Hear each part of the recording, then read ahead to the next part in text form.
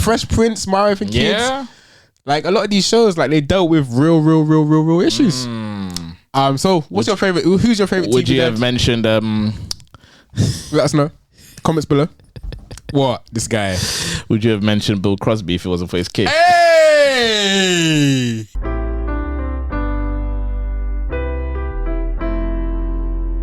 That's some trap stuff. I don't know, man. I don't know. In the shoebox. So our baby shower was yesterday, as we were recording this. Yeah.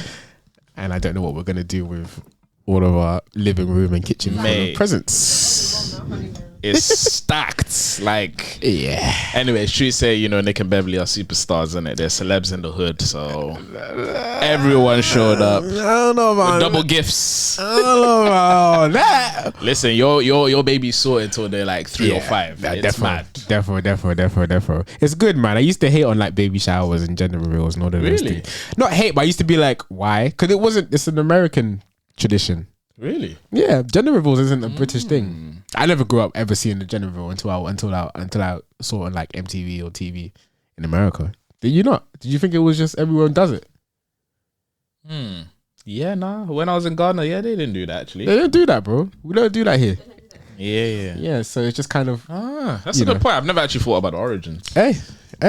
But it was a good day. Great baby shower. Yeah, no, it was Good lovely. shower. I think it was very chilled. Our intention.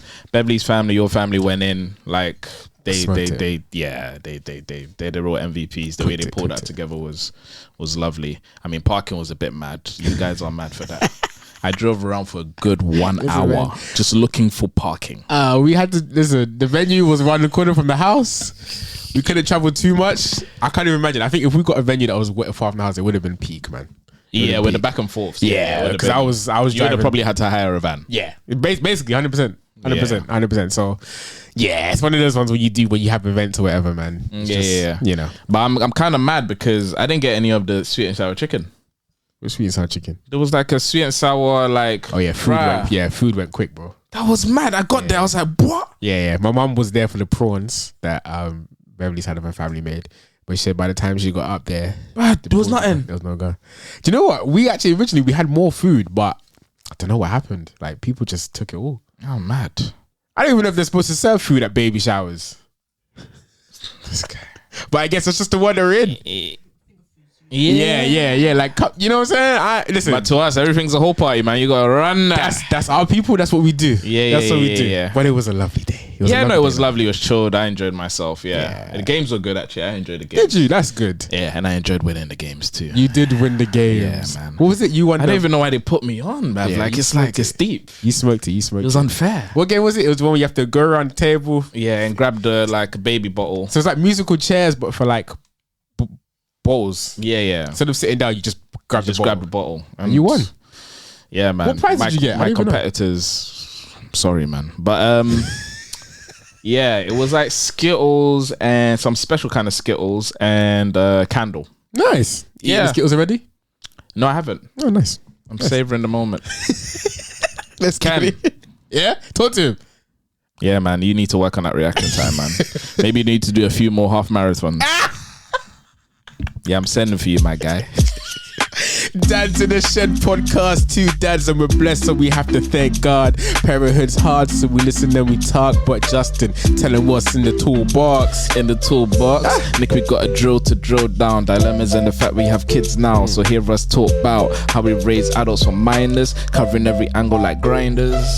Yes, Dads in the Shed podcast. Welcome. I am your co-host Nicholas K. And I'm Justin B. Yes, sir. I am a dad to be, and you are a dad indeed. So wait, what are we gonna say when? I don't know. I guess that's like for season 2. Yeah, exactly.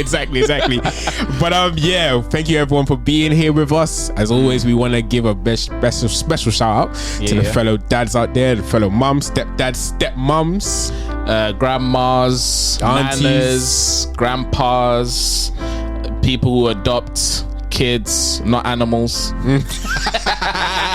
This intro's wild already for this one. Yeah, big up the teachers. Because some people be, when they have like cats kids and stuff, they be treating them like they're like kids. We have to respect. There's levels to this. You're right. Hierarchy. You're right. But yeah, shout out to people who adopt children. Yeah. People who sponsor also kids around the world. You guys are actually the real MVPs, man. Shouts to everybody and the childminders. Sorry if we left you out. We'll catch you on the next episode. But and of course, we want to thank you guys for being with us, because we can't do this without you. Yeah, man. Make sure you like, share, and subscribe, and rate us 5-star on all platforms.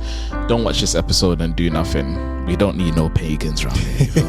And if you are, sorry. Hey, this is episode 7, I believe. 7, I believe. My favorite number, the number of perfection. Is it? Is that your actual favorite number? Yeah. Wow. 20 nice. years, you didn't even know that about me. I didn't know that. Yeah, man. 8 is mine. 8? Yeah. Really? Yeah. Because your birthday's on the 8th. Yeah, and I just like the 8. It's like infinity sign. Got it tatted on me. 24. I like 24 as well. 8, 24, 14. My favorite numbers. Jeez. That's because of Thierry Henry though. Yeah. That's a good number. That's a good number. So we have Ezzy's voice. If you don't know, this is Justin's daughter. I only want to start with that, and we got another one of her as well. Sorry. Shouts to our baby Ezzy. I only want to start with this because going back to the baby shower, Ezzy was a superstar. Oh man, she's an extrovert, guys. And I can't deny it anymore. Everywhere. She was introducing herself to other little kids, mate. And I want to start off with this because what did you do? What have you done? And this is why I love this podcast, because this is we can reflect on things. Yeah, you know what I'm saying? No, it's interesting. What have you done to get her to this point? Because Ezzy's only one. Yeah, but her confidence is so amazing. Through the roof. She no shyness, which is okay for baby shy. It is what it is, but just that, like when I see her like walking to kids, and we had her dancing in the middle of the hall. She was skanking, rolling the arms. She was doing wind up, Bobby. Yeah, hey. She was killing it. I just want to know, because I got a baby to go, and I would love my baby to have that same kind of, Yeah, I don't know, man, but I mean, I'm not going to lie and say I've read books, but I've had conversations about like there's different types of attachments, like the secure attachment, and I don't know the rest. The science. I didn't, research before this podcast, but yeah, there's different types of attachments, and they said when a child is secure in their attachment, they're more able to explore and they're less clingy. When they're more clingy, sometimes it indicates, they're still trying to. Basically, I don't know. Yeah, no, I get what you're saying. Their attachment, or like trust you enough that you're always gonna be there, or you're not gonna leave them and whatnot. So some kids are just naturally clingy as well. But yeah, I think she didn't obviously always start out this way. She was very clingy to Mona in the beginning, right? But I think just exposing your kids to lots of. I mean, we have a big family, so yeah, it's true. Mom, like cousins, and there's bare people. I have 5 brothers, so. And she's the 7th grandchild, so yeah, there's just bare. So I think it helps her development. But also the dancing thing, we actually have sessions at home where we just dance. There you go. That's what I need to hear. We need to hear the techniques. That's a technique. It's a technique. I guess it's a technique, 100%. But there's times where it's like just be silly with your kid, like come down to their level in a way and just have fun, because these are some of the things that actually feed into their childhood. So there's just times in the morning, and I'm not usually a morning person, but because of my girl, she'll come through and be like, morning. I'm like, oh my goodness, you've gotten this one from your mum. But and then we'll run some tunes, especially on like bank holiday weekends or Sundays, running tunes, and we're just dancing, singing. And she sings a lot and also dances. She definitely sings a lot. I think that also helps with confidence, and and also going on holidays. She is just so social on holidays. Like, really, she's very like hi. I'm like rah, like so. I don't know. I think it's exposing her to different environments and just cultivating that confidence. I see you with her, and I think you guys do a good job of like speaking to her, around her, like in the tone, in the baby voice tone, and in the basically encouraging conversation, basically. Like anything she says, you guys respond to her. Like, sometimes baby just be talking. I think even if you don't understand, you gotta respond. Yeah. I think that I'm learning when I watch you guys. I'm learning what kind of how I want to, handle my child as well. Yeah. I think that's really important. I think that's what's kind of led us up to this point now, where we see Ezzy like jumping around and the conversation. She was just with us here in the studio, but obviously we can't have her here in the studio for obvious reasons. But she just said, "Bye, auntie. Bye, uncle. Bye, dada." Yeah, exactly. Like, and she's one. Yeah, she's one, and the sentences are mad. And when we were popping popcorn downstairs, what did she say? she said, "I want pop." What did you say? I want popcorn. I see popcorn. I see popcorn. Dada. And then she ran up, Dada, I see popcorn. And she barely, he had, she's probably maybe like 2 meters away from him. All he had was the bag, and she probably could smell it. And that's it. She just went, I see popcorn. Could have been anything. Man, yeah, she's Beautiful. a foodie like me, boy. she loves her food, yeah. But no, I'm grateful for it. But also maybe she sees her mum being extroverted, and also me being extroverted. Apparently I'm loud, so. Yeah, you are. So I guess they just take that. They just take. I guess they just take that on board, isn't it? Yeah. You know? Cool. I guess I just wanted to start off with that really, because it's just a nice little dad lesson that I'm gonna just take, and I wanted to let you know. But before we actually get into the nitty gritty, what we got? So we got some, super malt, and we got some Baileys. Because obviously you remember a few episodes back, I had super malt and Baileys, and it banged. You saw my reaction. It was delicious. Yeah. And I was like, Nick has to try it. And obviously he's been putting off for a little bit, but today I was like, it's going to happen today. So obviously we've been doing a lot of pre-work, so you need to get rid of the excess water. So let's do that first. Oh, okay. You actually... you actually think about those things. I don't want any... I would have just poured it. You don't want any like extraneous variables. Gotcha. I want a... And obviously we got the twist cap. Always. This is tradition, by the way. This is tradition on Dads in the Shed. If you notice, if you've been with us, rocking with us from episode 1, we always have a drink with us. Sometimes tea, sometimes Remy and grape juice. And this is Justin's special drink that he created called, not called, have you got a name for it? To be confirmed. To be confirmed. TBC, that's no problem. I put you on the spot there, to be fair. But yeah, super malt and Baileys, man. Crazy. I hope you actually eat it. I haven't worked out what the ratio is. Yeah, that's what when I work out, guys, it's because bro, the ratio is important. The ratio so is far, important. Far it's bare super malt. Yeah, but actually, no, there's a lot of ice in there. So true. Let's see. Oh my days. Look at it. Doesn't it look peng? Come on, you gotta admit it looks peng. Yeah, I think, but Bailey's, fam. You know Bailey's, it swims through anything, so that's why it looks nice. It might be missing something, like a... I'm saying we could put like chocolate in this and it will still bang. Chocolate. Anyways, now you gotta swirl it around, do it for the camera. Hold on, let me give this to our producer, Bevs. Wait, keep it there just in case I need to. Okay, sorry. Top it up with something. Oh, so you shake it, yeah? Shake it. Let me taste it, mine first. Okay. Get the ASMR for the listeners out there. Nice. So good. Is that okay? Or more Baileys? Keep. Okay. Swirl it until it looks like just pure Baileys. Okay. I think that's pure Baileys, bro. I haven't even used all the super malt, man. The ratio, bro. Don't worry about the ratio, man. Before it was, I haven't done the ratio nice, so don't worry about the ratio. Don't worry about the ratio. We're moving on vibes right now. Alright, cool. Yeah. Can I go? Yeah, you can take this. Oh, we'll just leave it there for now. Alright, cool. Alright, cool. 3, 2. Wait, cheers. Dad's in the shed. Yep. Bro, it's not nice. Bro, it bangs. Do you know what? Okay. Stop, Cam. Give an honest opinion. This guy is capping. Mix it properly, man. I mixed it, bro. Do you know what? Let me try one more. Big sip.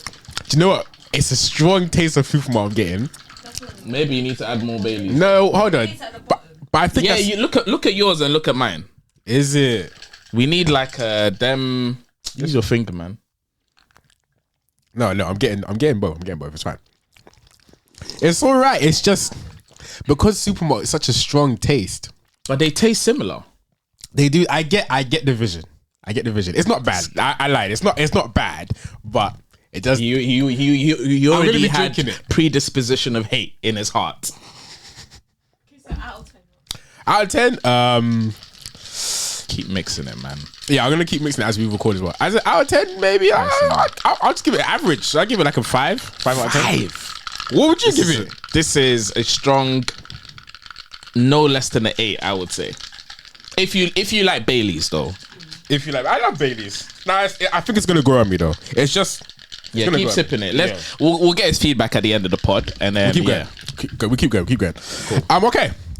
So for this episode, what were we even talking about again? Do you know what? Let's just talk about drinks all day. All right, cool. So for this episode, we were speaking about this before the pod. We've broken down a lot of things up until this point, and we wanted to come here and discuss. Well, start off with the idea of present dads versus ATM dads, or not necessarily versus, but just what type of dads do we want to be, or what type of dads is it even, is out there for the category, should we say? And we want to go down this route because I've known many dads, including my own, where so ATM dads. Let's start with the definition actually. So ATM dads pretty obvious. There's just, I guess, there's more focus on Provision. just providing anything that supports a child, which is again amazing. Child support exists for a reason. It's very, very crucial, right? Yeah, it is. But when we say ATM dads, it stops there basically. Thank you very much. Because off definition of a dad, we are. There's a lot more than provision, but I do feel like in the eyes, obviously we'll get into it, but in the eyes of the world, and what the first thing when a man thinks of when he thinks about having a family is, I gotta provide. Yes. And I guess the idea of being an ATM dad is you focus so much on provision and just working, making sure there's money to support for food, bills, shelter, etc. Yeah. That you do nothing else. But obviously, from a kid's perspective, that may not be the thing that registers in their head as love. Yeah. But to a dad and to the outside world, it's like, oh, as long as they have a roof over their head, etc. Yeah. I'm doing my job. Yeah. And to add on to that, it's not even like a lot of kids are told that by their parents. We're focusing on dad because we are dads, but a lot of kids are told that. They said, a kid might just say, hey, why don't you do this or whatever, and then the dad can just go straight up and say, do you know the things I do for you? I'm sorry, I'm speaking African accent, that's just where I'm from, but that's usually I've got that many times in my life. That house you're in, yeah, I've got that as well. You know what I'm saying? And yet you do, and it's like, I don't want to do that. I don't think I would. That's definitely what I don't want to become. I don't want to become that.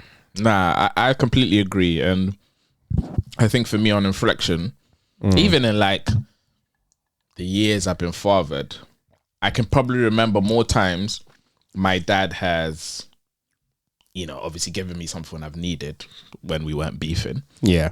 Than when I can't even remember the last time my dad said he loves me. Yeah, me too. I don't think my dad ever has. He probably has when you're probably but you know what I'm trying to say, when you're past the age for me to consciously remember. I can't consciously remember. There was a time when and but obviously you can remember times when he's obviously he's provided something. I could remember not every single time, but yes, great point. I could remember every single bare time, where my dad has given me money, I've asked for it, he's given me It was actually never really an issue, to be fair. I used to wake up in the morning and obviously before we go to school, I'd go downstairs, he'd be sleeping, and I'd be like, okay, I'm going to school now, and he'd be like, pass me my trouser. Yeah. We had the same thing. Heavy, I'll pick it up. It'd be a I'm getting paid today. And my dad never cared. He would just be like, whatever's in there is on that day. Because obviously he would have change from back in the day. We used to just have change. It's mad. I don't have change now, In fact, I even get I'm even insulted when someone gives me coins. Like, bro, put in my account, bro. Yeah, bro. Quick side story. Me and the wife went to Tesco the other day. Packed up. You need £1 for the trolleys. We get in this modern day and age. That's actually my pet peeve. Yeah, Tesco, sort yourself out, bro. Morrison's as well, bro. You guys are taking the mic. Honestly, she's like, you have £1? I said, I have £1. Don't you have £1? And we were looking at each other like, so we don't have £1. And we just felt very silly because it was a big food shop we had to do. And we found out at the end Tesco has these blue chips. Yeah. Oh. True. Yeah, you can do the blue chips. Big up Tesco. That's mad. Yeah. So you can pay contactless for the blue chip? No, you just take. We took it. Oh, you could just. It's free. Yeah. No way. Bro, it doesn't make sense. Why do I have to have a Then pound? don't lock it. I don't know. I guess no, because kids be taking them, man. But I guess now they can still take them. Anyway, Wow, I've learned something, boy. I got sidetracked. But yeah, like, so yeah, back in the day, like, yeah, my dad would just have bare changes thingy, and that was all I kind of knew. But now when I look back on it, like, there wasn't really like I guess I would say good morning. But then I'll say, yeah, cool, I'm going, and he'd be like passing my trouser. I'd get the coins and I'd go. But in terms of back to this point of this topic, it was ATM dads versus present dads. You know, me looking at it now, yes, I did see him as an ATM dad because that was like a lot of our transactions. Okay, you need money for school. What else you need? Fine. But a present dad, in comparison, would be like, how was school today? Or be like, you know, we'd have a conversation in the morning. Yeah, and then it would be like, how much you need? Even how much do you need? Because he never knew how much I needed. He would just give me the monies. Yeah. Okay. Yeah. You know, but a present dad would, you know your needs. Yeah. Would know what it's going towards. You could have been buying crack for it. No, you're right. No, you're right. You're actually right. I could have been spending it on whatever. Yeah. And you know, yeah, and there was no like. Did you ever get a lesson on how money works and how you're don't start me on that. Don't start me on that. It's just here's money. That's it. Start me on that. Listen. We thank God for the position I'm in life right now, but I feel like, especially after uni, man, I always look back on it, and I don't want to blame my parents per se, but I don't want to blame them because I don't know. I don't want to blame them, but 100%. If we had those teachings from our parents, I know we say school should teach it, but that's school. It is what it is. But if we had those teachings from our parents, bro, I'd be in a whole different place right now. Bro. There's people who came out of uni and they used some of the excess they got from their loan to buy houses, start businesses. They came out of it and they were like, yeah, calm. Immediately. I think that's one thing that, again, because we're speaking from the perspectives of like Black British or whatever, like all of like my friends from uni that are like white and stuff. Oh man, bro, on Facebook, I log in on Facebook, bro. Many years ago, I graduated in uni when 2015, bro. Like 2 years after that, bro, nice little house, man. Nice little house. And that's why it's not enough for you to just be a provider. Yeah, there has to be context to the money, and it has to be more than. In fact, I would even go as far to say, as the money is probably, people think it's like 100% of the job. I would say it's less than 50% of the job. Like, if I get, because obviously even coming from the backgrounds where there wasn't like money flowing, crazy. I'm not saying that. So it wasn't a lot. I would have, if there was less money and there was more presence with my father, or like both parents and whatnot, I think it would have made more of an impact. 100%. And those are the things you remember more. And those are the things you remember for, because it's like back to our conversation about, do we remember our dads telling us we love us, or do you remember any like life conversations like, hey, like, I remember one day actually, I remember this memory just came to my mind just now. Yeah. It was, my dad used to own a business back in the day, which I interned for. Yeah, look at that. I have a mad memory about that as well. But hey, listen, just let me know if it's pod material or not before you do it, please. Yeah, please. We'll leave that one. We'll part that one. We'll talk about that in production meeting. But it was your dad, though. It was during the recession. And I remember I went up to, I didn't really know much, but this is the first time we hit recession. So I don't know how old we were. Maybe it was school times anyway, like high school times. And I remember I went to him and I said to him, oh dad, like we're in a recession. Is everything okay? I asked him. Probably 2008. So, something like that. I asked him, I said, oh, like, is everything okay? Yeah, it's fine. Don't worry about me. It's fine. Really? Yeah. And it's like, I look back at that moment now, and yes, at the moment I was just curious because I put two together. But just imagine if he had been like, "Oh, you know what a recession is? Oh, okay, no, like I'll tell you why. Like, I wish I knew the ins and outs of it because I still can't believe it. A pivotal moment, in bro. Your life. I used to look at my dad as like such a hero because I knew from very, very young that he owned a business. Like I knew that because I knew that he didn't have similar work schedules to like my friends growing up in primary school and that stuff. So I knew he had something. Did you know that owning a business was respectable?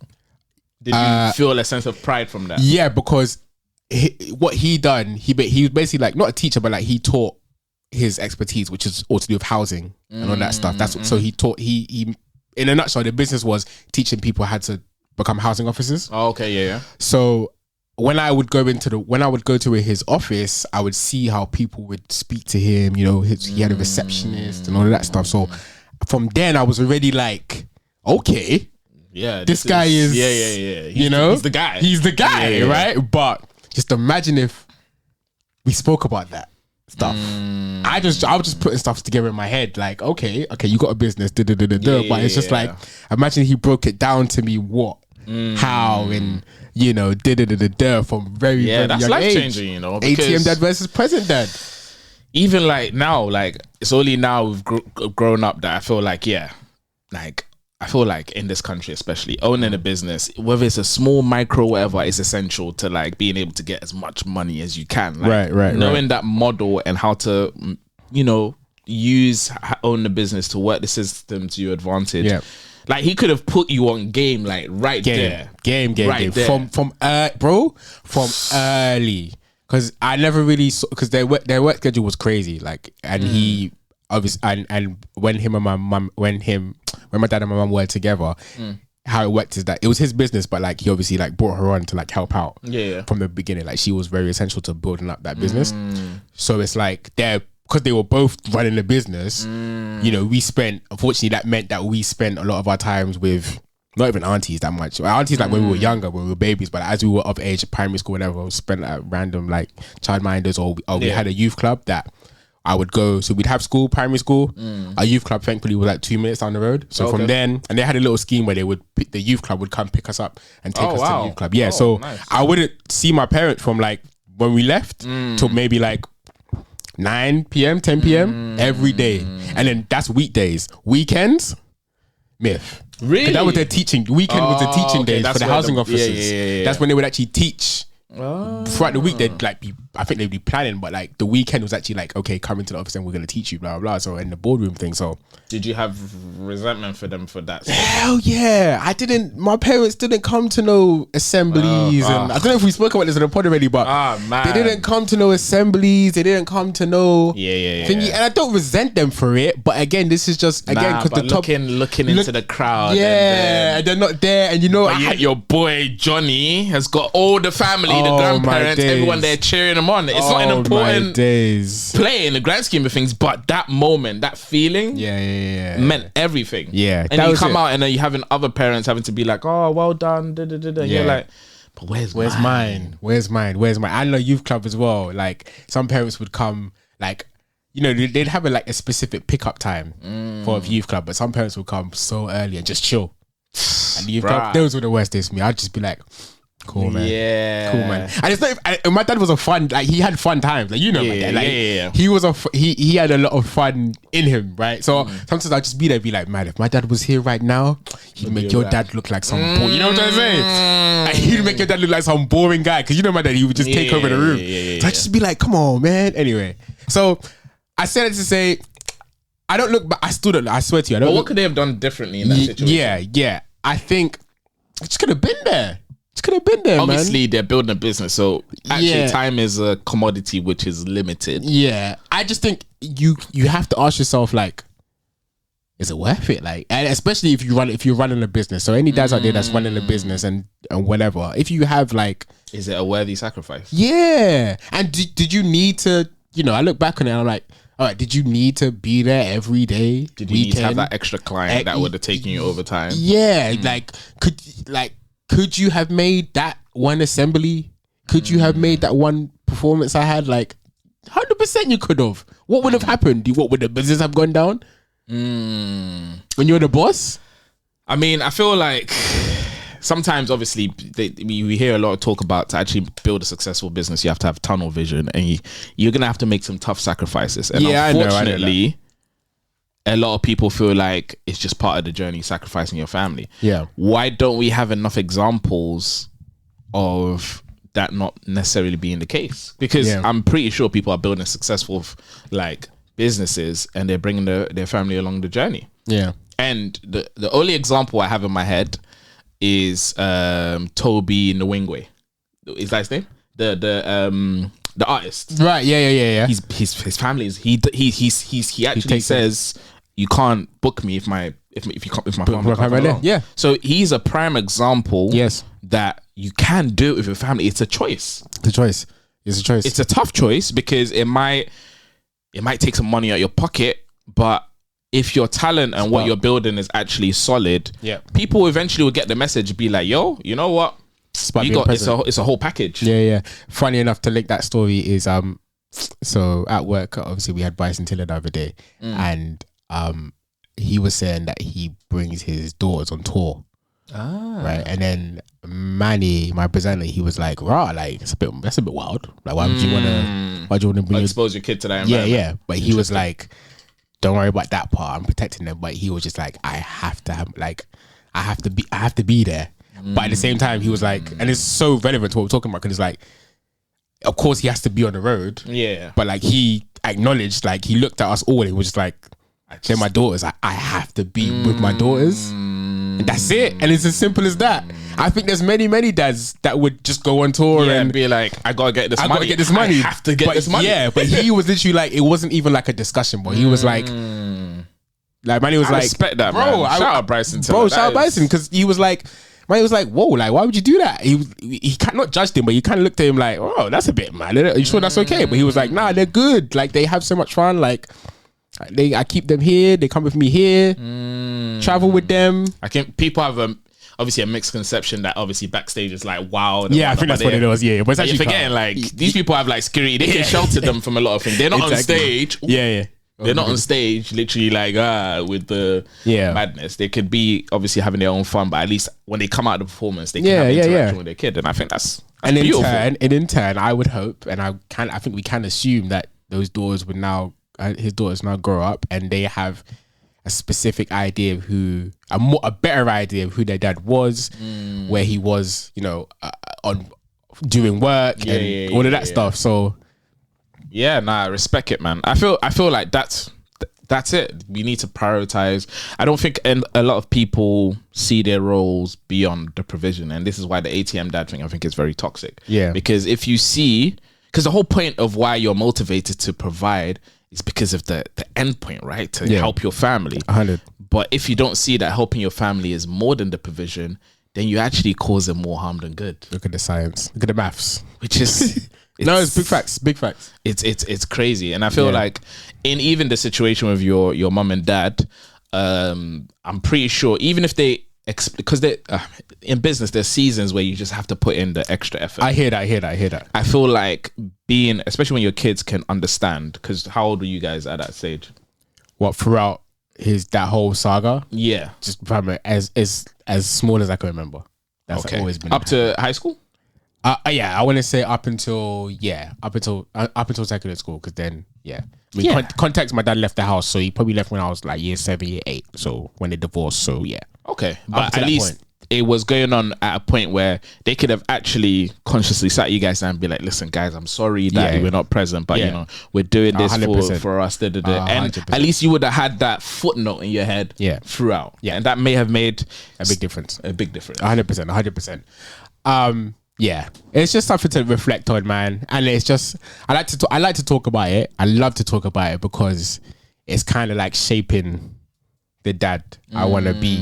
And I think it's safe to say we both 100%. We both want to be present dads, not ATM dads. So we don't want to be viewed as ATM dads.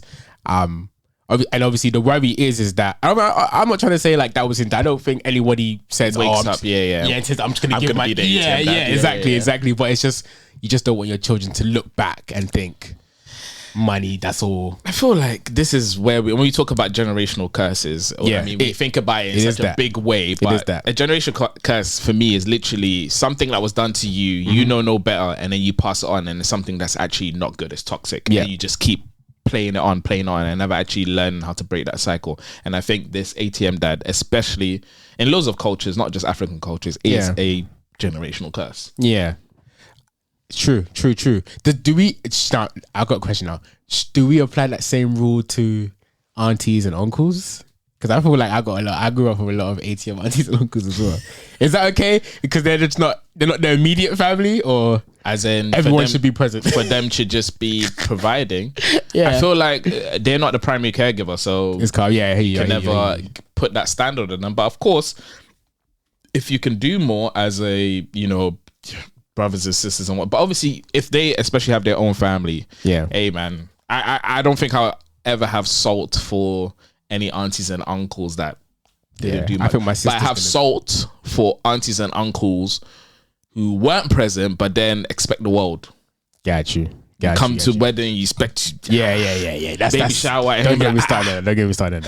I think my sister's gonna be. I think my sister's gonna be an amazing ATM auntie though. Do you know what she said to me the other day? She got that paper. But this is interesting. The rich auntie thing.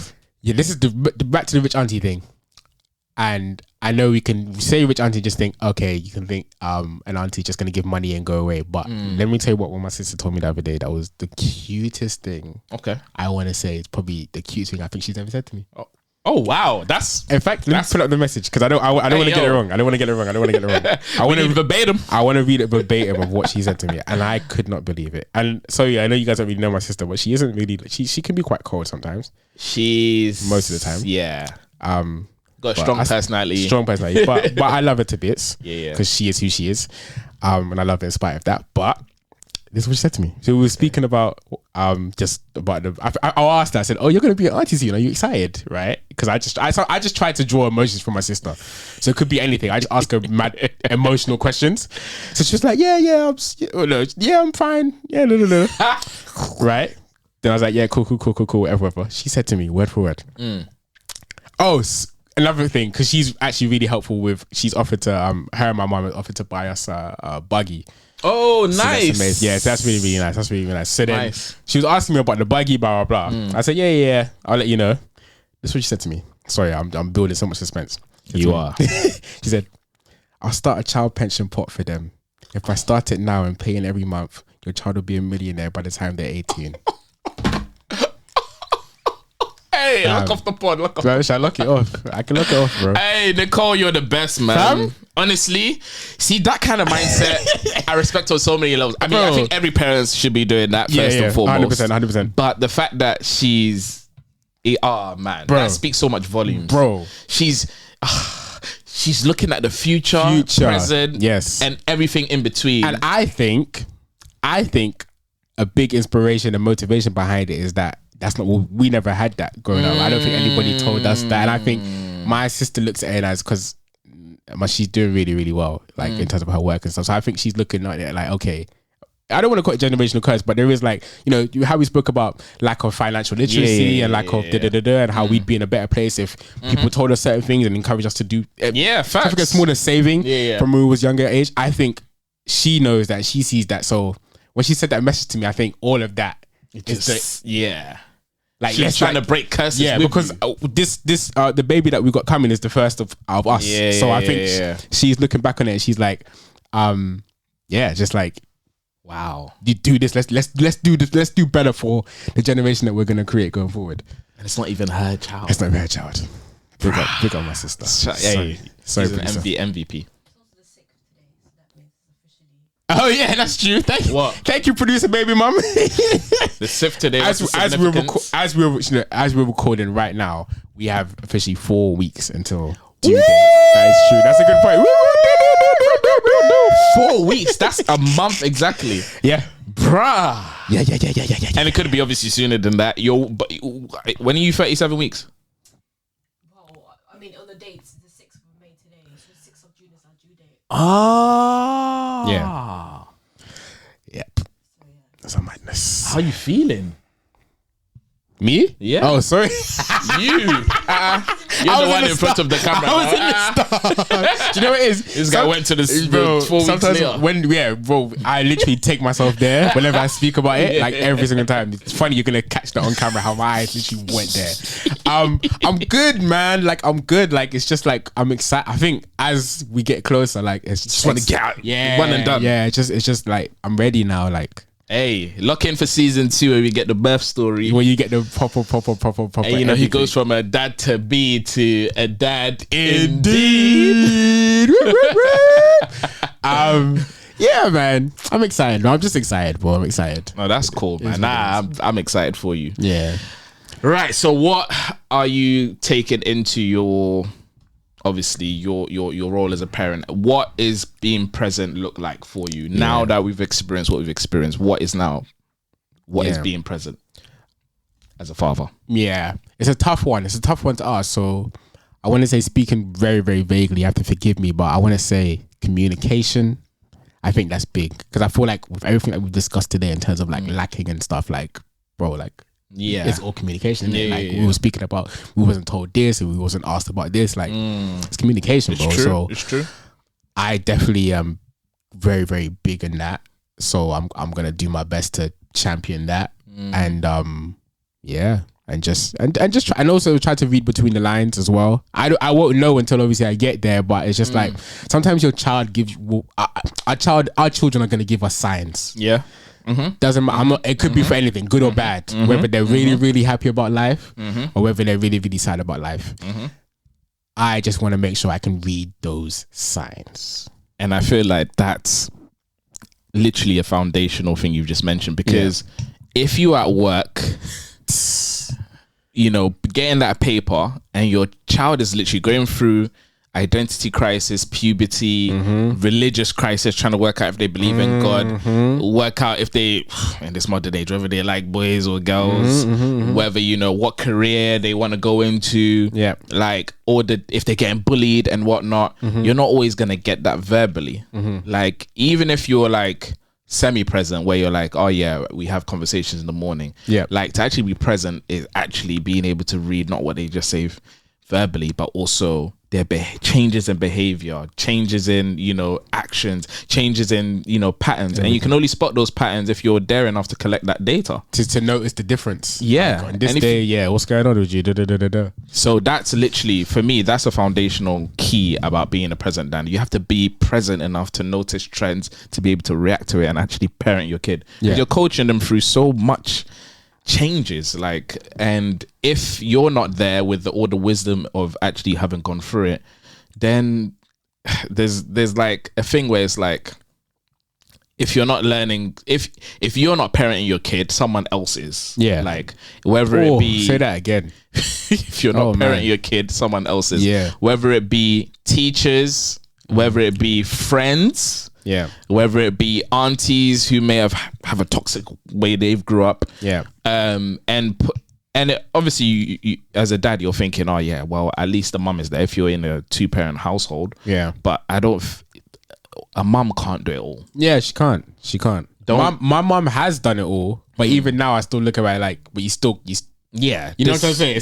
There's a reason why it takes 2 to make a kid. It also takes 2 to raise a kid.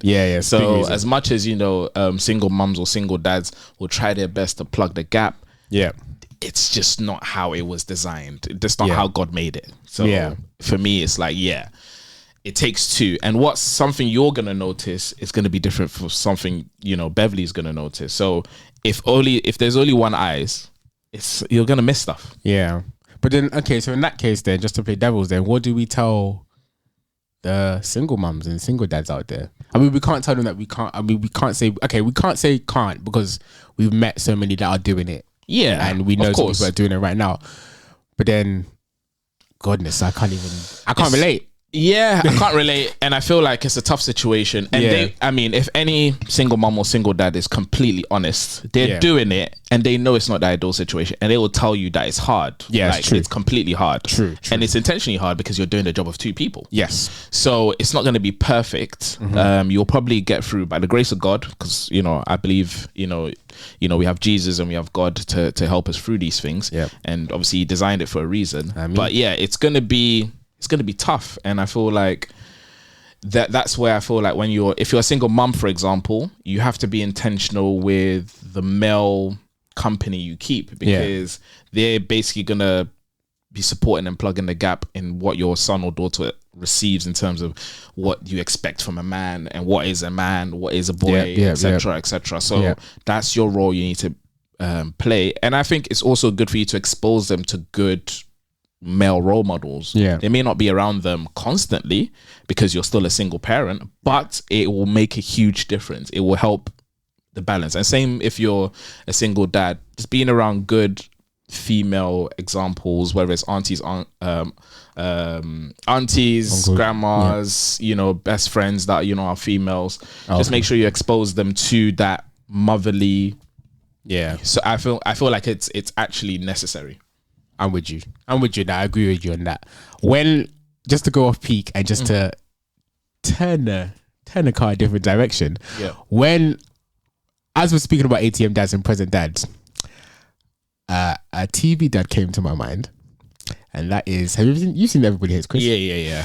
One of my favorite shows. Oh, me too. Yeah. So we were speaking about, of course, Julius. Now, obviously, we're speaking with asterisks because this is just fiction. He's a TV dad, but it was based on a true story, so I guess we can draw some takes from it. But now he was an ATM. Was he an ATM dad? Yeah. You know what? There's times where he actually broke it down to Chris. Right. There's times where he was present. Yes, there were Pretty times much where he was present. anytime Chris had a problem, I want to say he was like, he had ATM moments, but actually, I feel like they were trying to balance that narrative out. Yeah. I mean, he was all about the money. And he was all about the money. working and whatnot. But I feel like with the time that he had, he tried. Yeah. He tried. He tried. Yeah. He tried. I think he was misunderstood. I do think he was misunderstood, but that's because of the environment. That was a sticky one because that was because of the environment that they were in. Like he was just working 3-4 jobs to obviously to put food on Ends meet. to make ends meet. So in that case, it's tough. You can't really. I guess ATM dad links to more the dads that have money. I guess loads of money to kind of dispose, or no? I think even he's a prime example because the time that he had, he used wisely. Yeah. Like where there's some dads, of course you're working 3-4 jobs, you're very tired. Yeah. But unfortunately being a parent is, even when you're tired, that job doesn't stop. You leave your 3-4 jobs to do your 5th job. Yeah. Which is being a parent. So I feel like it's just being conscious that I gotta check in on my kids, check if there's any trends that have changed. Yeah. How are they feeling? Try and, seclude certain times. Sometimes you have to lose a little bit of money to just get a bit of love. Yeah, to get a bit of love or give a bit of love. No, to give a bit of love. 100%. Did he say I love you a lot to? I feel like there was one episode where he actually said that was the first time I heard my dad say I love you. Yeah, and it's a time I'll never forget. Yeah, I do remember there's an episode on that. Are there any TV dads that inspired you growing up? I have about 3. I just could say my wife and kids. What's his name? Michael. Yeah, he was. Why though? Why did he inspire you? Dad wise, not dad man wise, not man wise. Because there's difference. I feel like he had a lot of interactions with his kids. Like he noticed, like he was in their business. Yes, rightly so. Yes, from everything, from everything, trying to have sex. Yeah, it's Claire's virginity to Junior. I remember there was one episode with Junior. He somehow got a gambling problem. He was there. Man, oh, that's a good episode. Quick one. So Junior had a gambling problem. So he went and he tried to teach him. Oh, my wife and kids, I might watch it back, and I'm going to look at it differently. I'm going to tell you why, because this episode is really good, and let me break it down for you quickly and for the audience. This episode where Junior, Michael's son, Michael's telling him, "You need to go and get a job. You need to work." Yeah. Junior says, "I got a job, Dad," and he's like, "What job have you got?" And then he walks into his room and he's just gambling, right? And he's playing like something like some sort of American money game with his friends. Then he tells all his friends to get out, and then he's like, "What happened to your you said I thought you were meant to be getting a job," and he's like, "Dad, this is my job." And then he's like, "Okay," and he doesn't listen to it. He's like, "Okay, listen, I want you to go." I remember this episode like Life Nights. I want you to go and apply at that chicken place and freaking get a job, right? And then he's like, no, Dad. He's trying to tell him. He's like, Dad, like, you don't understand. Like, I'm making papes. Yeah, right. He's like, Dad, I'm really good at this. Now, at that moment, if we pause for 1 second, Junior has no education about the damages of gambling, right? He has nothing. He's just like, I'm good at this. And it's making me money. At this point, he's looking at his dad like, I need you to support this gambling addiction. This is gambling. No, it isn't an addiction. This gambling job that I have. Yeah. No, at that point, Michael goes to his wife, Jane. He's like, he thinks he's the one in this house. Like, he thinks he's the man in this house to be. He's like, listen to what I'm saying. So then Jay's like, just beat him and just teach him that it's wrong. But Michael, which is a recurring theme throughout My Every Kids, he likes to teach his kids a lesson like his way. He calls it the Michael Kyle way, and he always goes, he always signs it off, right? So his way is that he actually starts to play gambling games with Junior, hoping that he'll win every time, aka the house always wins, which is a gambling term, right? So he plays blackjack with him, loses a lot of money to his son. He plays like poker, plays various games with him. He ends up losing basically. So that was his lesson as a dad, which failed. So now he's down money. I think he ends up losing like his precious golf clubs. He's down money, and Junior is going around thinking that he's the best at gambling. So I got the talent. Yeah. So then Michael's like, right. Jay's laughing at him. His wife laughing at him like, well done. You've gone and taught your son that gambling works. Was evil. Yeah, no one. But then later on, how it ends, the lesson how it ends, Michael eventually he buys a slot machine. This is extreme, by the way, and obviously it's fiction, but I just think there's inner inner gems. There's inner gems here. He buys a slot machine, and he leaves it in the house because he knows that Junior's got a gambling addiction. Then one day, Junior's walking past the slot machine. He hears voices, and he ends up playing. Anyway, he loses all of his money to that slot machine. Michael comes down, wandering downstairs one day. He sees him, and he's like, "What are you doing up, son?" And then he's like, "Dad, she took it all." She calls it. He ends up giving it a personification. It's like, "I lost it all, Dad. I lost it all, Dad." And then he takes the money to go see. He takes the money, goes see Junior. This is why the house always wins. And then he gives him a bit more lessons. And then Junior ends up getting a job eventually, and that's it. Is that a good way to teach? That's why I wanted to tell you the story. But even now, I look back on it and I'm like, on that episode, I'm like, I mean, obviously he didn't want to get to that point. He wanted to teach him the lesson through his own way and teach him, but he just had to resort to that. But I don't know. I think it depends on the situation. I think that is a good situation because that's literally just like cause and effect. Like, bro, if you keep gambling, you're going to lose eventually. I haven't met one gambler in my life personally that hasn't ever lost. So I think in that one, that was a good one. You have to learn from experience. I probably agree as well because sometimes you need to actually experience the mistake in what you're doing to be able to teach them. But and especially with that one, him losing all his money is not going to change his life. It's not going to damage him. No. It's it's not like the scenario we're talking about the other day where it's like, a child and their virginity. And once they lose it, it's gone. You can't. So that one you can't just. That one. Don't do that one. If it's gone, it's gone. All these girls are saying, "I've revived my virginity." It's gone. It's not happening. It's not happening. But yeah, man, I liked. I now you speak about it. I'm gonna go back and watch some the serious ones because honestly, unpack some of them. Yeah, bro. There's.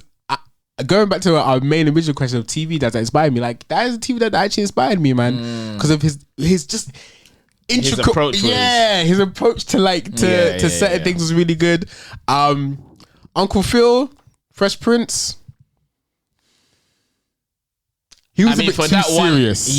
For that one episode where the famous one where Will was like, but why doesn't it love me? That was probably Uncle Phil's iconic moment. That's when he became Will's dad. Yeah. So for that moment, I'll give it to him. But some of his approaches, it was a bit too serious. A lot serious. Who else was there? What about I don't know if you ever watched One-on-One. I was just about to say his name was Flex Washington. Yes. Yeah. Now he was different because he was like a bachelor. He was a single dad. and then he obviously got his daughter to come live with him. So that one is an interesting one because his daughter kind of taught him how to be a dad, how to be present. Because when she moved in with him, she thought, that's my dad, like he's not really serious, like we're best friends, until one day she started to come home late and he was like, what do you think this is? And she's like, you don't do this. Yeah, what? Relax, man. Like, I remember, I think it's episode 1. He's like, Brianna, go to your room, and she's like, who the hell is this guy? Yeah, why is he acting like a father? Yeah, exactly. And then slowly but slowly he starts to implement discipline. But that TV Dad inspired me because it kind of showed you the workings of what you need, the qualities you kind of need, and it kind of unpacked what presence is. Yeah, because it became more and more. Yeah, present. So I think that was He ended up being exactly. So I employ everybody listening and watching. Yeah, man. What is your favorite TV dad? Yeah, I love that conversation. I love that conversation, honestly, because some of those shows are some of the greatest shows. 100%. And it's just such like a hug. Like you watch them and you're like, oh man, because it's real issues like Fresh Prince, Mario for Kids. Yeah. Like a lot of these shows, like they dealt with real issues. So what's your favorite? Who's your favorite? Would TV you dad? have mentioned? Let us know. Comments below. What this guy? Would you have mentioned Bill Crosby if it wasn't for his kid? Hey! No. Do you know what? What's the name of that show? In Living Color? Bill Cosby show? No. It was just called the Bill Cosby Show. I think. I think. I think it's called the Bill Cosby Show. We'll fact check it. I didn't really ever watch it. Did you? I watched a few episodes. Is it? I haven't really watched it. But I heard that show's really wholesome or whatever. So it's what it is. Anyways. Yeah. He's cancelled. So guys, don't even drop his name in the comments. Yeah. we won't even develop that. Oh man. But man. Nah, this was cool. I think for me, one thing I'm doing now, even whilst Ezzy is young, to make sure I'm present, is even though I struggle, it's even when they're young, it's a struggle. Yeah. Like don't underestimate the whole coming back from work and you're tired and having to engage with your kid. That is probably one of the hardest thing in the whole parenthood good point. Journey. So I think in the morning when she says good morning, actually engaging with her, having conversations. Yeah. And I've been doing this thing from when she was like a baby, like asking, what did you dream about? Yeah. And she doesn't in the beginning. She's about just like dreams. I never got to talk about dreams. I would have loved that, bro. And I remember growing up having some mad dreams, having some mad nightmares, and it's like I need someone to, and I have to go back to do with it tonight again. So I said I have to go back to dreamland, and I don't know what to do. But I think people neglect that bit. But when you go to dreamland, it's a manifestations of worries and things that you experience in the real world. Sometimes it's fictionalized. So even if someone doesn't know what they're going through, sometimes when you tell your dream, you should be able to be like, I'm not saying they're Joseph from the Bible, but you should be able to interpret or be able to be like, why is this worrying you? And it's a great way to start conversation. So I don't know why I did that, but from when she was like I was just like, so what did you dream about? And even till now, she'll just be like, she's kind of responds. She's like popcorn, or she'll be like food, toys, or mention some of her friends from nursery. Oh, so it's like, okay, cool. It's good because it's also like recollection, which is also like a memory and with withholding. Is it withholding or pertaining information? Sorry, my English is Englishin. I don't know. It's not my first language. Holding information. Recollection. Anything like that is a skill. It's like it's great and it's good for development and all that stuff as well. Yeah, that's so doing that. I'm stealing that. Yeah, please do. So that's something I do, and then we sing in the morning and whatnot, and also when she's having like a silly or cheeky moment, just indulge in her once in a while. Sometimes like annoying times when she needs to eat, and obviously you got to know when to discipline and when to like give them grace and just allow them to be a kid. So and then when she comes back from school, how was your day? Even from when they're young, because obviously you know what they did, and you get reports from the childminders or nursery, but I still asking them, as one day they'll respond, and the parenting, goes to a next level and you have to kind of deal with those kind of situations. So yeah, so that's one thing I'm doing. And then when I come back from work, sometimes I come back when it's like her bedtime. I'm bless Mona. Sometimes she keeps her up a little bit longer, so I can at least have, you know, the ability to say good night or whatnot. Yeah. So I cherish those moments, play with her a little bit, have silly moments, and then yeah, man, just try and do the bedtime routine as much as possible. Yeah. Pray with her, read a book. And I think that has also helped her confidence, her communication and whatnot. So I feel like in the stage I'm in, that's what being present looks like. Well said. Well said and well rounded. Yeah. So I really like this discussion. Yeah. For this episode. I really enjoyed it. I think we explored it way further than I think we originally wanted to. But I think that's the beauty of it. It's we notice. Again, I'm sorry. I kind of do this like every pod, but it's like sometimes we end up speaking about things and we end up connecting the dots in real time. Like this is therapy. Like I won't even lie to you, bro. Like, facts. It's fully like a therapy session. So thank everybody again for tuning in with us and just kind of unpacking it with us. Yeah, we'll probably leave the dilemmas till. Or do we want to tackle it quickly? Yeah, let's do it. All right. Next section. Let's do it.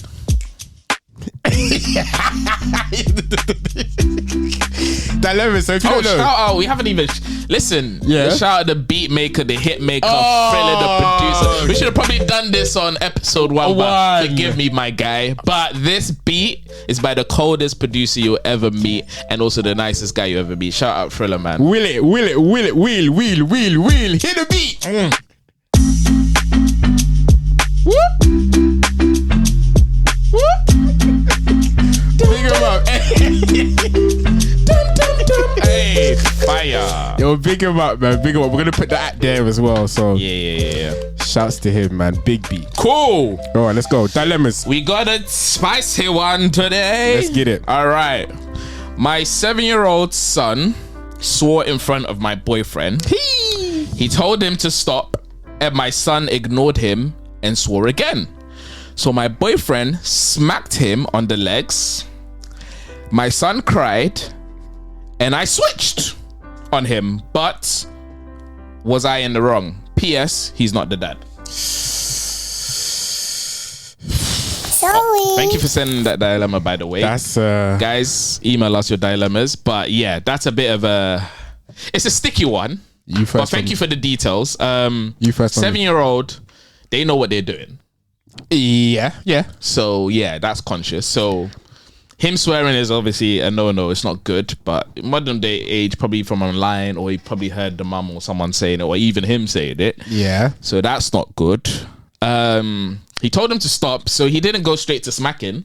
There was a bit of a course correct, bit of a, I see you go with this. You know, like stop.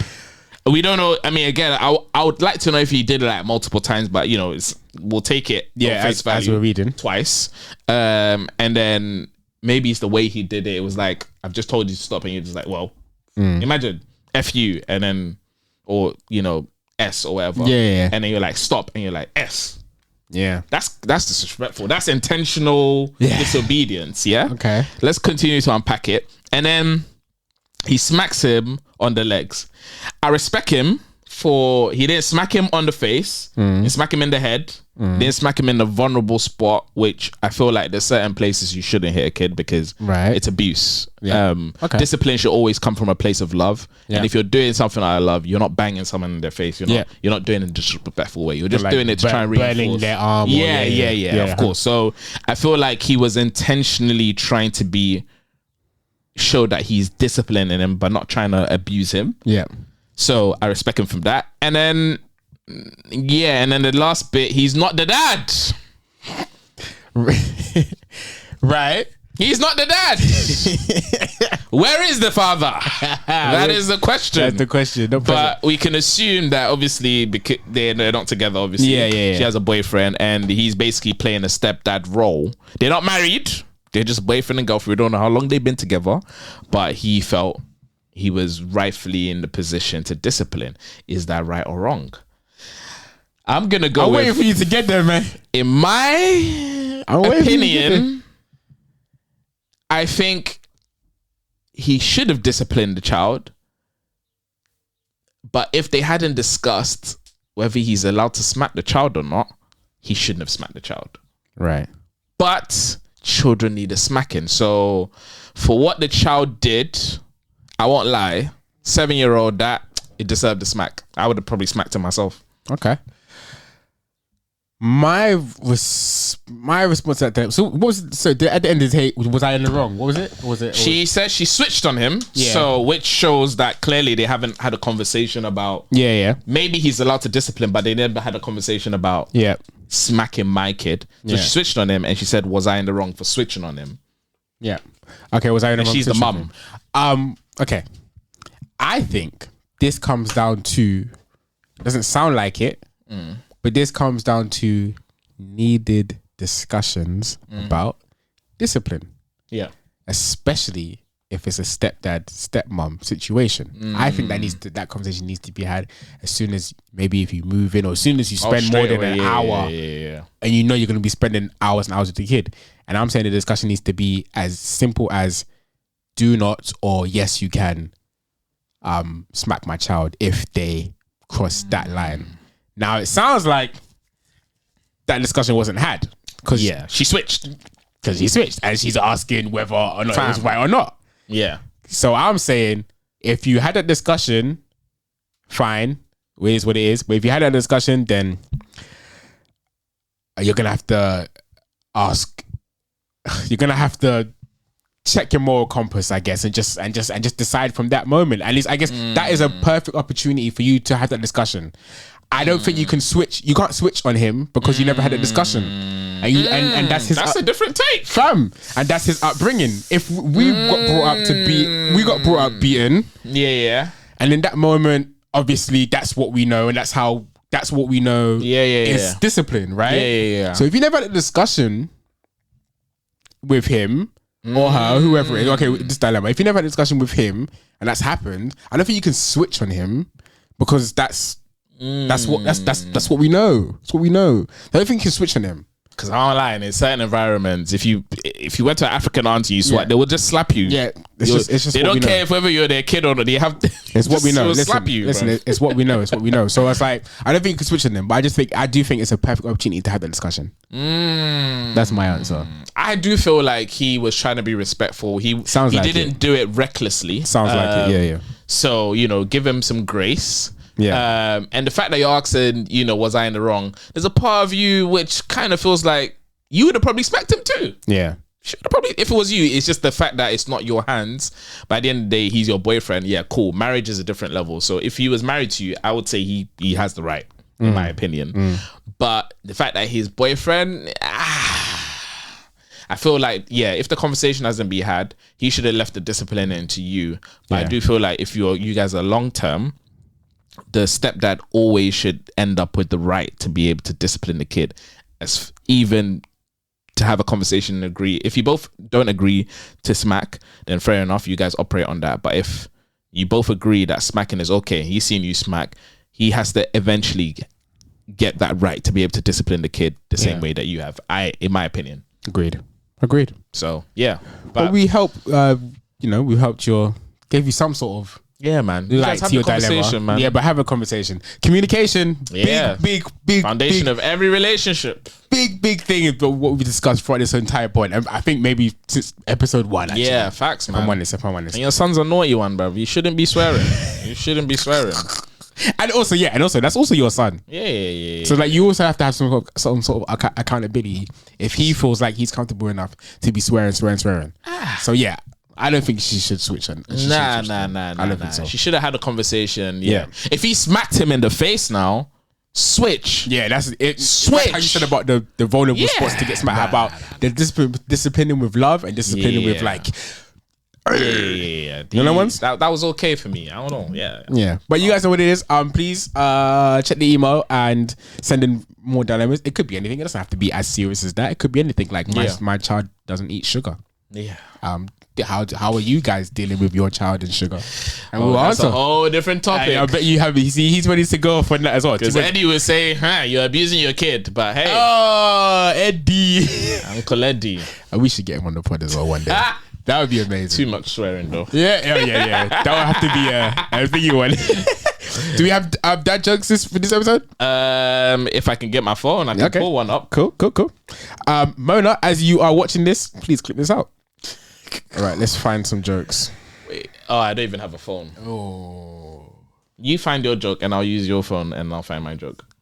Yeah, cool. I'm good. Sure, yeah? All right. Do you want to go first then? Just to...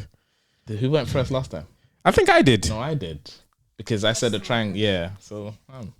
Oh, you went first? I went first last time. Oh, so I go first this time, yeah? Yeah. All right.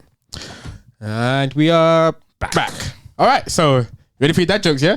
Let's go! Let's get it. So, if you don't know, we like to finish with something a little bit light on the podcast that you guys absolutely love. And I've been winning. And he has been winning. It's dad joke versus dad joke time. So I'm going to say one, Justin's going to say one. Usually we leave it to our producers in the room, which are our lovely baby mums. So they know what to do in the background. And of course, comment below if you feel like, yeah, man. you know, let us know. Yeah, let us know in the emails or whatever.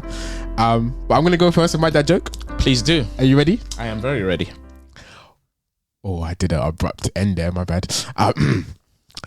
What car does a sheep drive? Just say what, bro. There's joke etiquette. Yeah, cool. You can't guess the joke. All right, cool. Run it again. I think I know what it is. But yeah. What car does a sheep drive? What car does a sheep drive, Nicholas? A Lamborghini. Okay. Yeah. No, you guys, that was such a dead joke. Yeah, she got it. You know what? I was going to say BMW, but... What?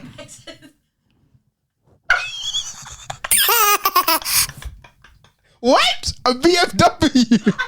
Oh, man. Guys, Sorry. no way I'm winning this episode. They rigged it. Yeah, we're tag teaming. Too bad. That was two She terrible said jokes. BMW. No, that's a good one. What car is a sheep? That's a good one. Anyway, a Lamborghini. Did you get it? I hope you do. Right, over to you, Justin. Tough one to beat. Well, since you guys are primed. And I'll anyway, go on. So, my dad gave me a new roof. He said it was on the house. I like it. But again, I think... That was a clever one. Yeah. That's Got to be careful with the jokes. Sometimes they could be too clever that they're not funny, but they're clever. That's a dad joke. Yeah, that's the whole point of a dad joke. Oh. Interesting. So what is the criteria for a dad joke? Dad joke has to be technically terrible, witty, and a little bit, you know. So not just... Okay. Well, who wins that one? I mean, you guys rigged it, so Beverly laughed more, so I'll give it to But I don't know, she kind of respected yours though. No, but we didn't actually say, is it the ones that laugh the most, or is it the ones which are technically... I mean, we're going off laugh, so... Yeah! We'll give you this Thank you. one That's for very now. honourable of you, sir. Very honourable of you. But yeah, that was a terrible joke. Yeah, we want to thank you all guys for tuning in and listening to us and watching us, honestly. Yeah, and obviously for the Supermom mix, if you leave it too long, it starts to look a bit mad. Yeah, I'm probably not going to drink the rest of that, bro. I'm probably not drinking. It looks like it's Yeah, yeah. The belly This go- might give you a Yeah. If you mix it, drink it straight away. If you leave it, it's undrinkable. So yeah. Anyway, we'll work on the ratios, but But it's been Dazzling Chef Podcast. I am your co-host, Nicholas K. and I'm Justin B. Thank you guys for being with us, man. Episode 7 has been great. We want to take care. Everybody take care. Be safe out there. Bless. And big up on the dads. Peace.